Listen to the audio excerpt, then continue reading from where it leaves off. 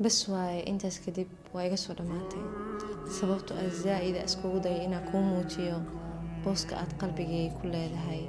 iyo inaan zaid ku jeclahay kaana maarmin aad baan iskugu dayay inaan ku ilaashado sababtoo ah way adag tahay qof inuu qalbigayga hanto laakiin si adiga hantay balse waad garan weyday qiimaha booskaas iyo inaad ilaashatid markastoo aan isku dayay inaan ku ilaashado waa iga fogaan jirtay marka aad dareentay inaan fogaadayna waa igu soo laaban jirtay anigana fursad labaad aan ku siin jiray anigoo rajaynaya inaad isbedeshay qiimahaygana garatay balse markasta waxaad ii muujin jirtay in aadan u qalmin fursad labaad markasta waxaad ii muujin jirtay in aadan qiimahayga garanayn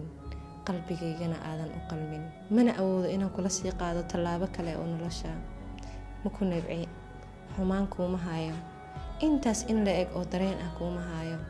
sababtoo ah waxa ay dareensiisay inaan aniga nusqaan igu jirto laakiin waxa ogaaday inaan aniga ahayn qof kala jeclaanayn ee adiga inaad tahay qofka marnaba aan wax jeclaanayn ama aan aqoon sida wax loo jeclaado noloshaadana ma baranaysid sida wax loo jeclaado ilin kasta oo darta ayga timaadayna waxaan ka bartay cashir way adkeysay waxayna iga dhigtay mid garata